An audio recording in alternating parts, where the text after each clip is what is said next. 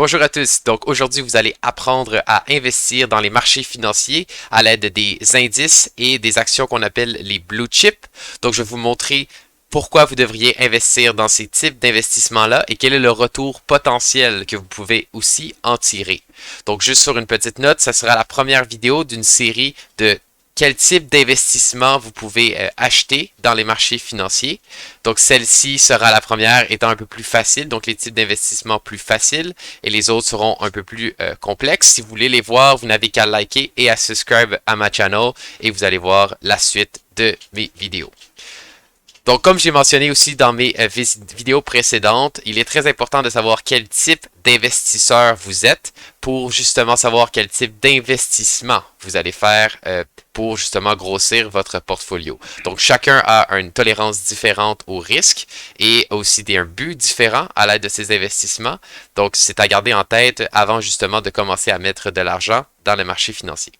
Donc, je vais commencer en vous parlant des indices. Donc, je sais, j'en parle beaucoup, mais c'est probablement un des concepts les plus importants dans l'investissement de savoir qu'est-ce qu'est un indice et comment les utiliser. Donc, même si vous êtes quelqu'un qui n'a pas l'intention d'acheter des indices du marché et qui préfère peut-être acheter des actions individuelles pour maximiser son profit, il est quand même primordial de comprendre ce qu'un indice représente pour pouvoir justement suivre ce qui se passe dans le marché globalement. Donc, je veux justement vous montrer l'indice le plus connu des marchés financiers, qui serait le S&P 500, donc le regroupement des 500 plus grosses compagnies américaines dans le marché. Sur ce graphique, on peut voir que si vous l'aviez acheté il y a 10 ans, donc cet index-là coûtait 1418 $ et en ce moment, dépendamment de quel mois vous regardez, il vaut environ 4000 $.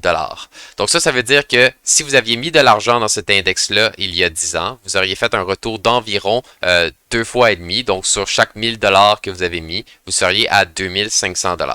Donc acheter un indice, j'en ai parlé dans des vidéos précédentes, mais c'est une des choses les plus simples à faire. Donc vous n'avez pas vraiment besoin de timer le marché. Donc est-ce que en ce moment c'est un bon moment d'acheter ou ce n'est pas un bon moment d'acheter? Acheter un indice, c'est toujours un bon moment. Il peut y en avoir des meilleurs moments que d'autres, mais généralement, si vous êtes un investisseur qui ne veut pas se casser la tête avec regarder les marchés, regarder toutes les nouvelles tout le temps, ben justement, vous n'avez pas besoin de regarder tout ça. Si vous voulez simplement acheter votre indice, disons peut-être à chaque mois ou quelque chose comme ça, mettre de l'argent de côté à chaque mois pour l'acheter. Donc, acheter un indice, comme vous pouvez voir, vous pouvez faire des retours assez intéressants. Donc, seulement en une période de 10 ans, faire 2 fois et demi votre profit. Donc, même si vous êtes quelqu'un qui n'a pas l'intention d'acheter des indices du marché et vous préférez acheter des actions individuelles, il est quand même très important de comprendre et de suivre les indices du marché. On peut vraiment savoir ce qui se passe derrière et globalement dans le stock market en regardant ces indices-là.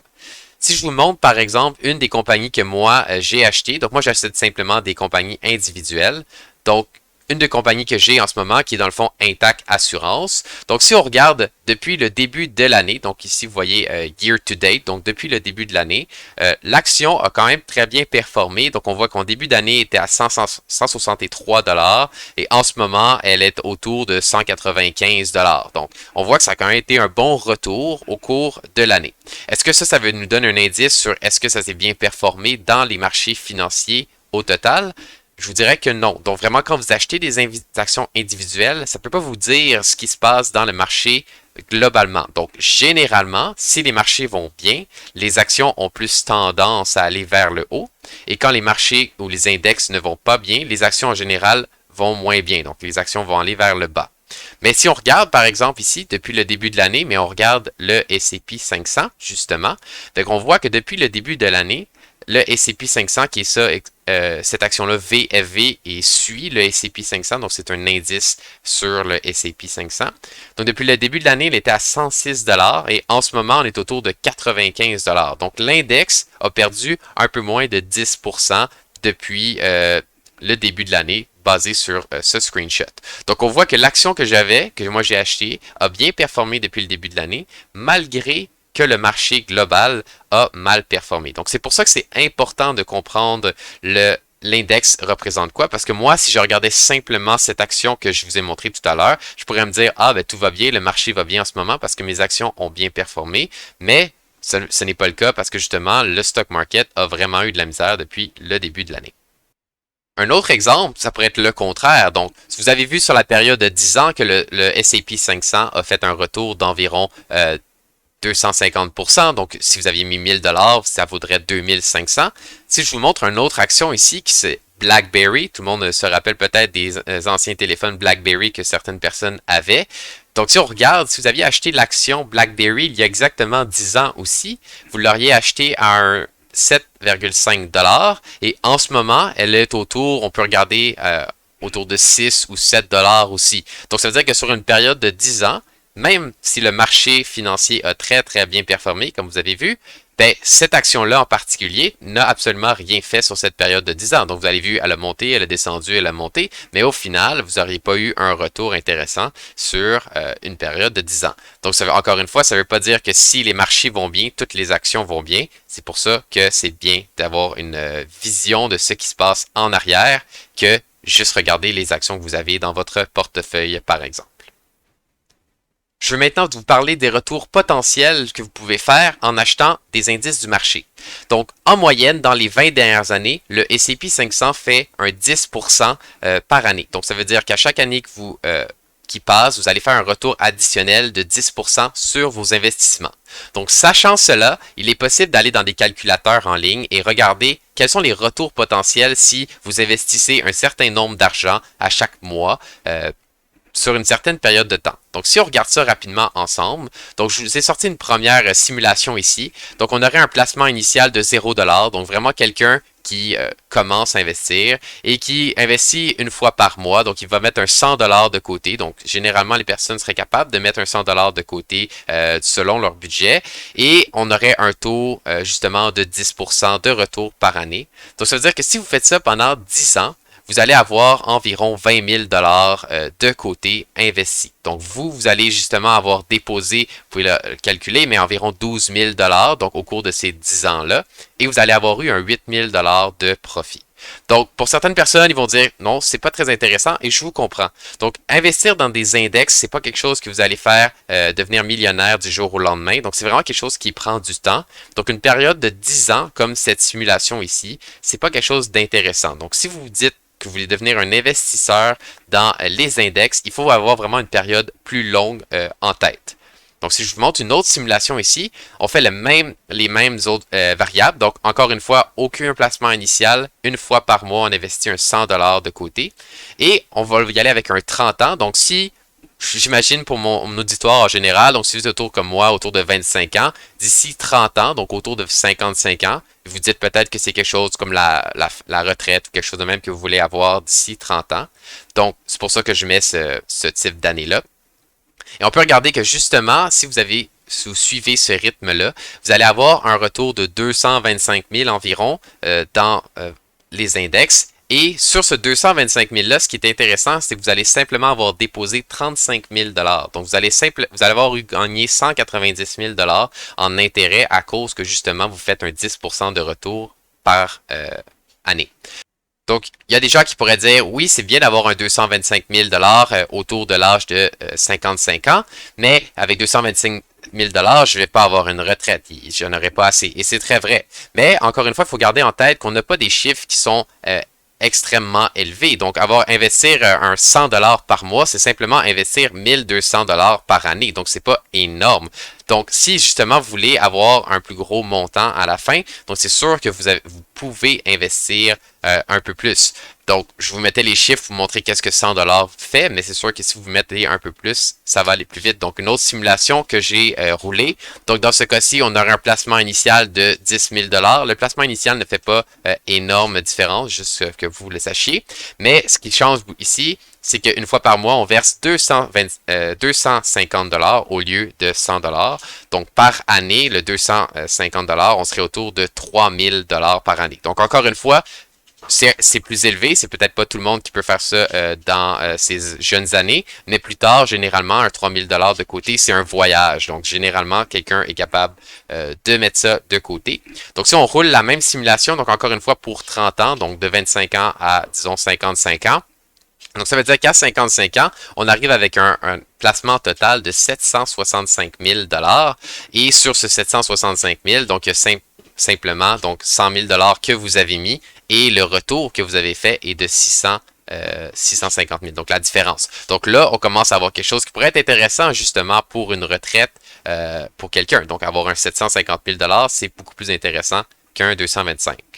Je veux juste vous laisser savoir aussi que la variable la plus importante là-dedans est vraiment le nombre d'années que vous voulez mettre et que vous voulez commencer à investir. Donc, c'est pour ça que c'est vraiment important de commencer quand on est jeune, parce que justement, on peut aller vraiment plus vite dans le nombre d'argent qu'on peut accumuler dans les indices. Donc, si je le fais simplement changer la variable d'année, donc ici, on va le mettre à 40 ans. Donc là, encore une fois, je veux pas que tout le monde commence à faire ça jusqu'à 65 ans, c'est pas ça le but, c'est simplement pour vous montrer à quel point la variable d'année est extrêmement importante dans ce calcul. Donc si je fais simplement changer la variable d'année, donc je rajoute un 10 ans, donc on fait ça 10 années de plus. Donc on vient passer de 750 000 à 2 millions de dollars. Donc c'est pas impossible. Justement, si vous commencez à investir le plus tôt possible, je vous dis pas que vous allez faire ça pendant 40 ans, mais c'est pour vous simplement vous montrer à quel point la variable des années est extrêmement importante dans ce calcul-là. L'autre variable qui est aussi importante dans ce calcul-là est bien sûr le retour que vous voulez faire. Donc moi j'ai mis le 10% qui est ce qui se passe généralement dans les dernières années en investissant dans justement le S&P 500. Mais si vous pensez peut-être connaître d'autres indices, donc il en existe beaucoup, peut-être qu'avec d'autres indices, vous pouvez justement aller chercher un meilleur retour que ce 10%-là. Donc si vous allez chercher un 11, un 12, un 13, ça va augmenter drastiquement, dans le fond, les retours que vous allez avoir au cours de plusieurs années. Donc, je vous donne un autre exemple ici. Vous pourriez investir dans un indice de banque. Donc, ça, c'est l'indice des banques du Canada. Donc, vous voyez qu'aussi, très bien performé au cours des années. Donc, si c'est quelque chose qui vous intéresse plus de ne pas acheter le S&P 500 qui regroupe 500 compagnies, mais plutôt d'y aller avec un indice de banque ou justement, il peut y avoir un autre indice ici comme le Global Tech ETF qui est dans le fond sur des compagnies de technologie. Donc, ça pourrait être quelque chose qui vous intéresse plus. Vous pensez que ça peut justement mieux performer que le marché ou le S&P 500. Donc, encore là, ça, c'est des recherches que vous pouvez faire. Donc, il n'y a pas énormément de recherches à faire quand vous achetez les indices une fois que vous l'achetez, mais le choisir lequel vous voulez acheter, vous pouvez en faire justement dépendamment de votre niveau de confiance. Donc, acheter des indices du marché est probablement le type d'investissement le plus facile à acheter. Il y a très peu de recherches à faire, donc si ça ne vous tente pas de faire de la recherche sur plusieurs indices ou lesquels vous pouvez acheter, vous pouvez tout simplement acheter le S&P 500. Donc, c'est l'indice le plus acheté et le plus connu à travers toutes les banques, les fonds d'investissement. Et les choses importantes à ne pas oublier, c'est justement de commencer le plus tôt possible parce que comme vous l'avez vu dans mes simulations, c'est le nombre d'années que vous investissez qui est une variable très importante et aussi de mettre de l'argent à chaque mois ou à chaque dépendamment en 2 semaines ou peu importe, mais de mettre de l'argent continuellement dans votre investissement, de pas juste de mettre de l'argent et d'arrêter tout d'un coup. Donc c'est pas comme ça que vous allez faire grossir votre portfolio ou vos investissements en général. Donc, le deuxième type d'investissement dont je veux vous parler aujourd'hui est les actions blue chip. Donc, vous avez peut-être déjà entendu cette expression-là. En français, ça serait les actions de premier ordre. Mais les blue chips, qu'est-ce qu'elles représentent? C'est dans le fond les compagnies très connues que vous utilisez tous les jours, donc Apple, Amazon, Google, donc toutes ces grosses compagnies-là, et d'acheter simplement ces compagnies-là. Donc, en général, ces compagnies-là vont mieux performer que, exemple, le S&P 500, donc que le marché en général. Donc, c'est pour ça que certaines personnes choisissent cette façon d'investir, donc simplement acheter des grosses compagnies. Encore une fois, il n'y a pas énormément de recherche à faire, car c'est justement des compagnies qui sont très bien établies et qui font déjà énormément de profit. Donc, la recherche est plus basse que si vous voulez acheter, exemple, des petites actions individuelles ou des compagnies très peu connues. Donc, c'est pour ça que certaines personnes optent pour cette tactique. Donc, généralement un très bon retour et la recherche est beaucoup plus petite à faire dans le fond que les petites compagnies ou d'autres compagnies moins connues. Donc, je vais vous donner quelques exemples d'actions blue chip pour vous donner une idée de ce que je parle dans le fond. Donc, si on regarde, exemple, Apple, donc je vous ai mentionné tout à l'heure, donc on peut la considérer une action blue chip. Si justement on regarde ce graphique qui montre les 5 dernières années de Apple, vous auriez pu l'acheter cette action à 41 $ en 2017, donc il y a 5 ans, et aujourd'hui elle vaut autour de 150 $. Donc ça veut dire qu'en une période de 5 ans, vous avez fait un peu plus de 3 fois un retour sur votre investissement. Tout à l'heure, on parlait du S&P 500 où en 10 ans, on avait fait un retour de 2 fois et demi. Donc, on avait tourné un 1000 $ en 2500. Et là, sur une période de 5 ans, avec Apple, on va plutôt tourner un 1000 $ en pas loin de 3500. Donc, 2 fois moins longtemps, on fait plus de retours. Donc, c'est pour ça qu'il y a des personnes qui optent sur acheter les actions blue chip parce que Apple, il y a 5 ans, c'était déjà une très grosse compagnie. Tout le monde la connaissait. Donc, vous auriez pu justement, je connais Apple, je peux investir de l'argent dedans. Donc, c'est pour ça et avoir un très bon retour, même un meilleur retour que le marché au final. Sur une autre compagnie, donc si on regarde ici Home Depot, donc l'action de Home Depot, donc peut-être que quelqu'un ne penserait pas que ça serait une bonne action à acheter, mais c'est considéré blue chip si on regarde encore une fois dans les 5 dernières années. Donc l'action était peut-être autour de 175 $ et en ce moment on a un 300 $. Donc c'est peut-être pas le meilleur, c'est été moins bon que Apple, mais encore là sur une période de 5 ans, presque doubler son argent, c'est quand même assez intéressant. Donc c'est pour ça qu'encore une fois les gens vont acheter des blue chips et non acheter l'index du marché, dans le fond. Une autre action qu'on pourrait regarder, donc font Amazon, tout le monde connaît Amazon, donc encore une fois, dans les 5 dernières années, Amazon était autour de 50 $ par action, et en ce moment, on est autour de 125. Donc encore une fois, on a fait un peu plus de 2 fois et demi son retour en argent, donc en une période de 5 ans. Donc c'est pour ça que certaines personnes achètent des blue chips, contrairement à des index, parce que le retour peut être plus intéressant. Donc, d'autres actions qui pourraient être mentionnées, donc on pourrait avoir Microsoft, on peut avoir Walmart, on peut avoir Visa, donc vraiment toutes les grosses compagnies que vous connaissez, que généralement, justement, vous utilisez de jour en jour.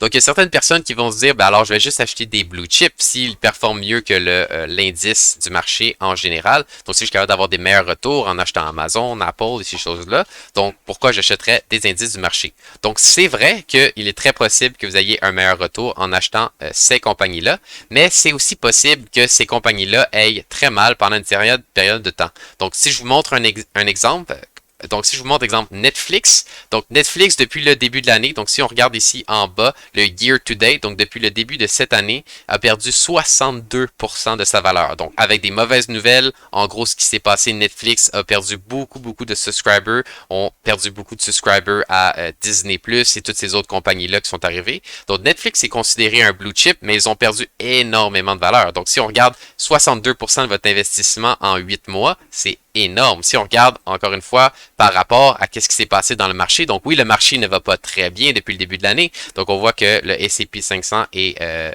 descendu de 13% depuis le début de l'année. Donc oui, c'est une bonne descente. Mais contrairement, exemple, comparativement à Netflix, donc c'est vraiment quelque chose qui beaucoup moins descendu que Netflix. Donc c'est pour ça qu'il faut garder en tête que oui, c'est important d'avoir, ça peut être bien d'avoir des blue chips, mais c'est énormément plus risqué quand même que d'acheter un indice du marché.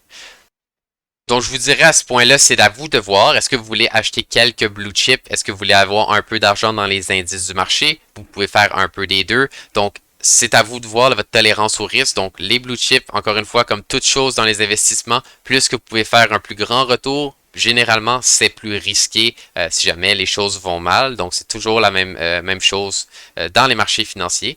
Donc, l'important dans tout ça, c'est vraiment de garder une diversification dans son portfolio. Donc, c'est vraiment d'avoir, même si vous avez juste des blue chips, c'est important d'en avoir plus qu'une. Si, exemple, vous aviez mis tout votre portfolio dans Netflix au début d'année, ben en ce moment, vous auriez perdu 60% de votre argent. Donc, c'est énorme. Donc, c'est pour ça que si vous aviez peut-être un 10% de votre portfolio dans Netflix, mais que vous en aviez dans Apple, Amazon, Walmart ou toutes les autres grosses compagnies qu'on connaît, ben votre portfolio ne serait pas descendu de 60%. Il serait probablement descendu un peu, justement à cause que le marché globalement ne va pas bien depuis le début de l'année. Mais il n'y aurait rien de catastrophique comme si vous aviez mis tout votre argent dans Netflix. Donc, contrairement à acheter un indice où là, vous pouvez tout mettre votre argent dans l'indice parce qu'il est déjà diversifié.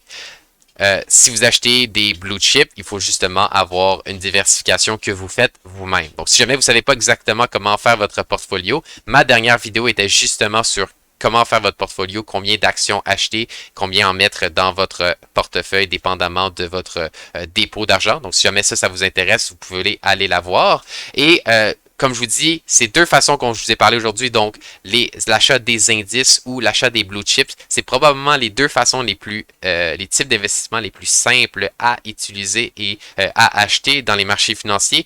Donc, ma prochaine vidéo, je vais vous parler justement des actions valeurs et des actions à dividendes. Donc, c'est une autre façon d'investir qui est un peu plus difficile, mais qui justement peut aller vous chercher des retours plus importants. Donc, si jamais vous voulez voir les autres types d'investissements un peu plus risqués, mais justement qui peuvent amener des retours plus grands. Donc, je vous invite à like ma vidéo et à subscribe.